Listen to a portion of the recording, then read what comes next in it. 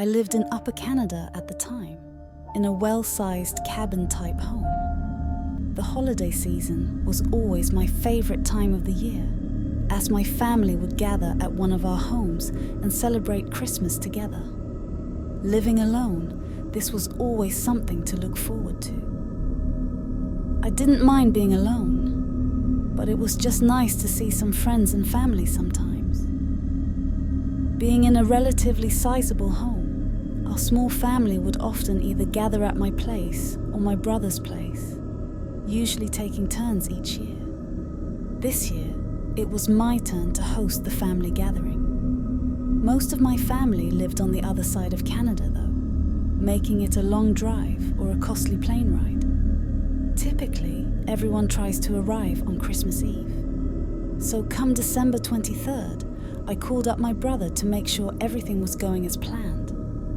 He informed me that our parents might arrive early Christmas morning due to a flight delay, but he was driving and should make it by the night of Christmas Eve. Wishing him safe travels, I said goodnight and went back to bed. Now, if you've ever lived in Canada, especially further north, you know the winters are brutally cold and long. Often, snowstorms and blizzards can form suddenly and last for varied amounts of time. That being said, the next day, heavy snowfall covered the grounds in the morning, accompanied by rushing winds in the afternoon. I received a call from my brother around 6 p.m, notifying me that he was going to have to stay at a motel for the night due to the snowstorm covering the roads. I agreed that it was the safe decision, though I was a bit upset that I'd have to spend the day before Christmas alone. But I tried to stay positive, looking forward to Christmas Day with my whole family. At 10 o'clock, I got ready for bed and set an early alarm for 5 a.m, just in case my parents arrived at the airport early. The wind howling outside the house gave me trouble falling asleep, as it was shaking the whole room and making the whole house creak. But as I laid there, annoyed and awake, a soft and rhythmic sound approached from outside the cabin. The wind blowing in all directions at random speeds made the soft 1-2 of the footsteps stand out. They were slow, as you would expect in this kind of weather, but they continued until they reached the wall on the left side of my house. I just laid there with my eyes open, listening to this strange person walking during a blizzard in the middle of the night. A lot of things ran through my head, such as complete confusion and fear of a possible attack. However, I began wondering if it was my brother. Maybe something had happened and his phone didn't have service, or he couldn't find a hotel. The more I had these thoughts, the more I felt I had to find a way to see who it was. In weather like this, nobody could last more than an hour without serious consequences. And I definitely didn't want my brother and his family stuck out there. As I was putting on some heavier clothes, a knock came from downstairs. The odd thing about it was that it was a single knock, and it didn't come from the front door. Hesitantly, I opened my bedroom door and peeked down the stairs. It was far too dark to see anything, but I didn't want to give away my position if it was someone dangerous. So I left the lights off. I walked blindly down the stairs, still listening for any footsteps or sound, but heard nothing aside from the strong winds. As I got to the bottom, I made my way to the front door. While the knock didn't seem to come from the front, I didn't really know what else to do. I'm not sure why, but this was when I really started to get nervous, afraid even. I don't usually say I scare easy, but something just felt very wrong. Approaching the door in silence, I leaned forward and moved the small blinds on the side of the window. A man stood there, looking at the door, looking calm and emotionless. But as soon as he noticed me, he began screaming for me to help him, banging on the window as he stared me in the eyes. I jumped back, not expecting such a sudden reaction. My heart started pounding in my chest. The man didn't look well. He looked crazy, and he had one hand in his pocket like he was hiding something. I didn't feel at all comfortable opening the door, but I also didn't want to have the man's blood on my hands for not helping him during a storm like this. What's wrong? How did you get here?" I yelled. A few seconds of pause followed before the man answered calmly. "I got lost. I just need somewhere to shelter." His shift in attitude was alarming. I stood there thinking for a bit before the man asked me again to let him in. Then again and again, getting more aggressive with each word before beginning to hit the door, pounding on it over and over. I ran to the other room to grab my pistol that I kept in cases of home defense. Then I went back to the front door. Though I stood a good distance away and held my ground, hoping he would just leave if I ignored him, he continued banging for well over a minute. But as I stood there anxiously waiting, I heard again the crunch of footsteps walking around my house. Knowing now that this was for sure a bad situation, I ran upstairs and locked myself in my bedroom. I heard two men start talking soon after, followed by a window shattering and footsteps entering my home. The footsteps scattered around downstairs. I heard things moving and objects clattering before someone began climbing the stairs. My bedroom was the only room upstairs, aside from a half bathroom and closet.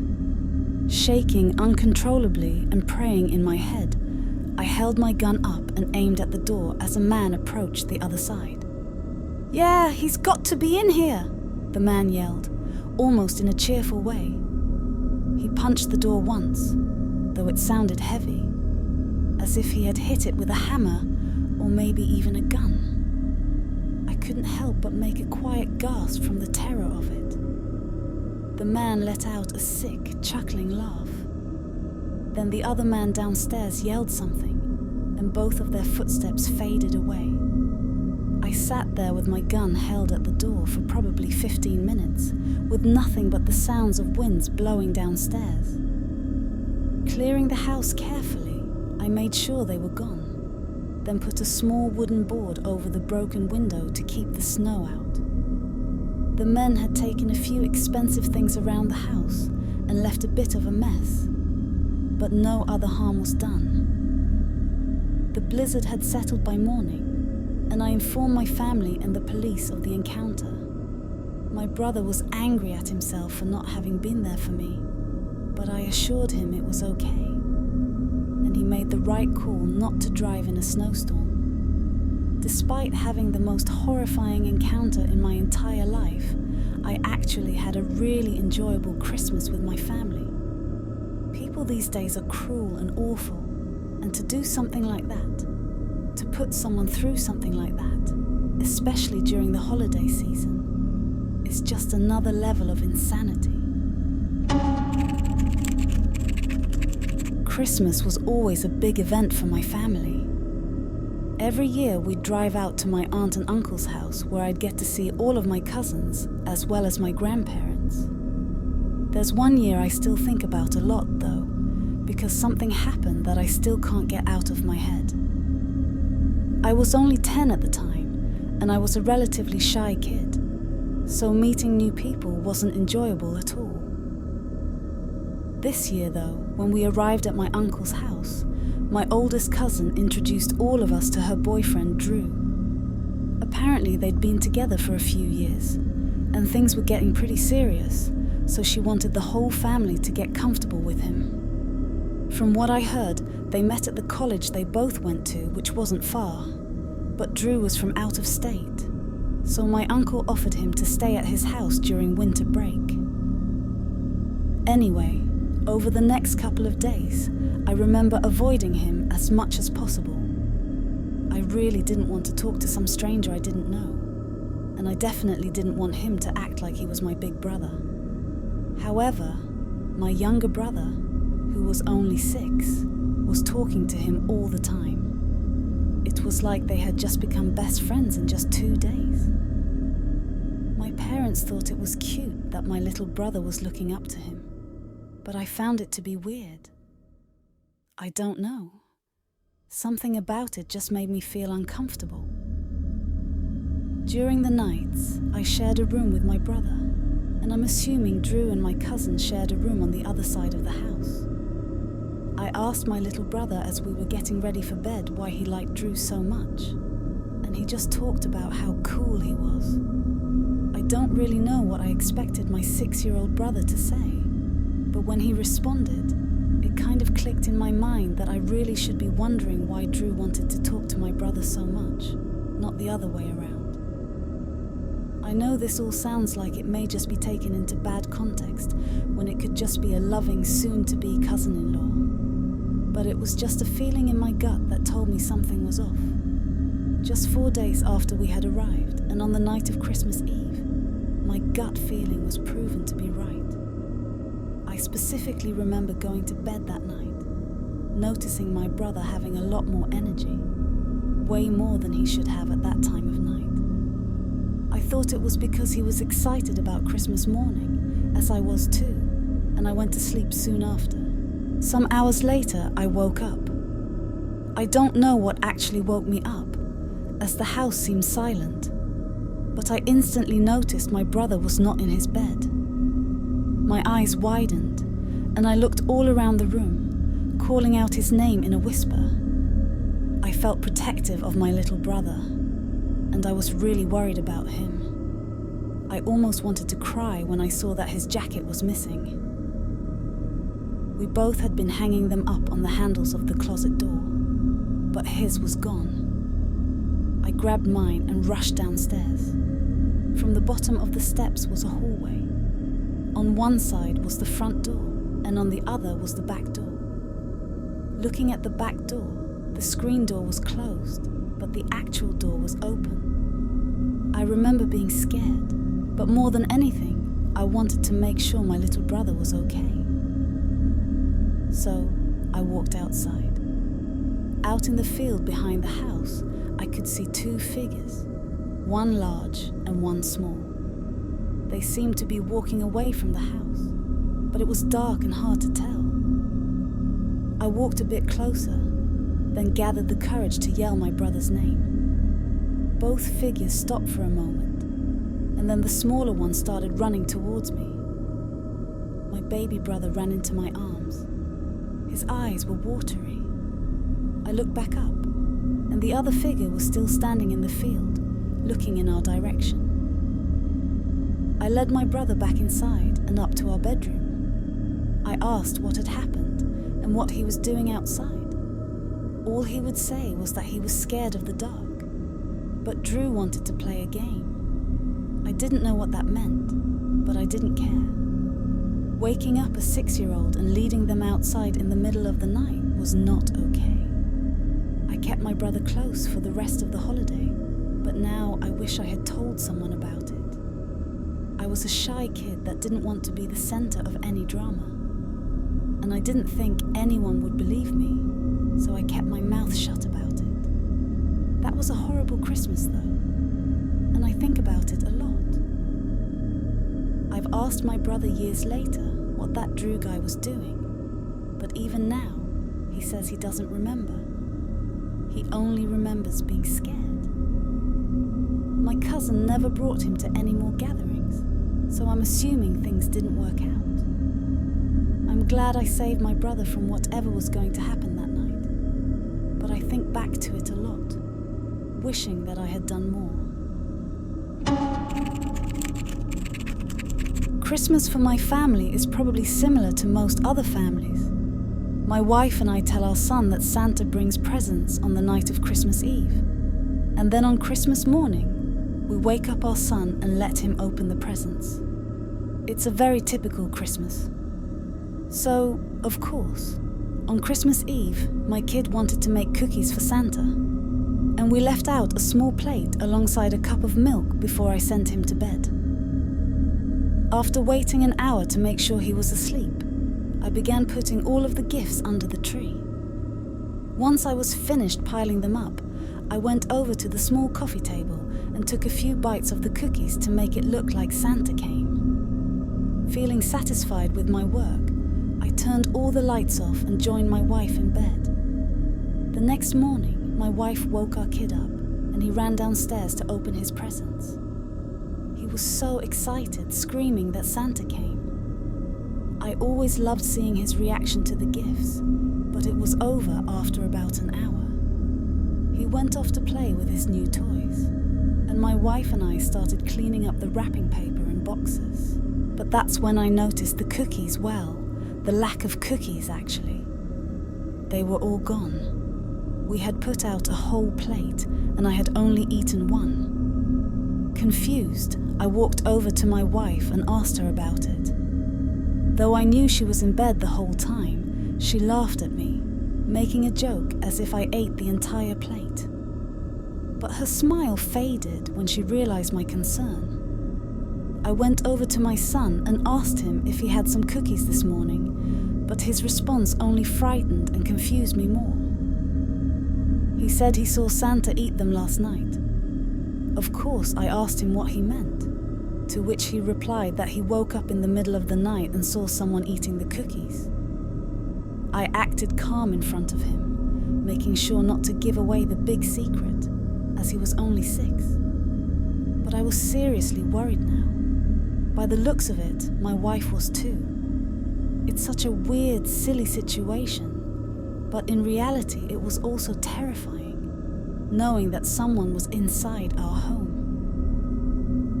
I took a quick look around upstairs, then searched the main floor before going over to the basement. Honestly, I hadn't been in the basement for months. It was unfinished, small, and dirty. The year before, we had our washer and dryer moved from the basement to the ground level floor. Ever since, we had no reason to go down there, so we just left it as an empty storage room. Anyway, I opened the door and turned on the dim lights. I waited several seconds before going down, thinking that if someone was there, they would make themselves known. With no other noises, I descended into the basement. From my initial look, I didn't see anything out of the ordinary. There were boxes and dust, just like it had been left. But looking closer, a stack of the boxes seemed strangely put together. It kind of reminded me of when I was a kid and would position boxes to make a fort or a wall. I took a few steps closer before I could hear heavy breathing from behind the wall of boxes.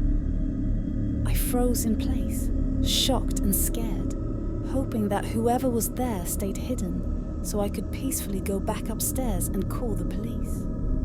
I was not so lucky though.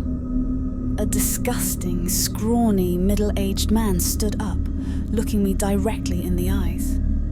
I was so shocked I didn't even move. It wasn't until the man quickly began climbing over the boxes that I turned around and sprinted as fast as I could up the stairs. His footsteps were not far behind mine as I pushed through the doorway and slammed the door behind me, seeing a glimpse of the man just a few steps down. I turned the lock and blocked the door with a nearby chair. My wife screamed and panicked at the chaos of the situation. She grabbed our son and ran upstairs, while I stood by the door and called the police. Funny though, because my first thought while dialing 911 was how bad I felt for having to call someone on Christmas morning. Then again, my family's life was in danger. As I waited for the cops to show up, the man tried to persuade me to let him go and that he meant no harm. At one point, it even sounded like he was talking to himself. The guy sounded insane. I almost felt sorry for him. When the officer finally made it, he arrested the man with ease, and I filled out a report. We tried not to let this ruin the rest of Christmas, but it was difficult to get back into the joyful mood. It turned out he'd been squatting in our basement for anywhere between several days and a couple of weeks. He'd been taking some of our food and drinks while we were gone too, which just made me feel sick. Thinking back, I'd even remembered things missing. Stupid things like the last granola bar being gone, and everyone claiming it wasn't them. These are just normal things that you just chalk up to being anything other than someone living in your house and stealing your food. Now I get a bad feeling in my gut every time something goes missing, as I remember that creepy guy staring at me and chasing me out of the basement.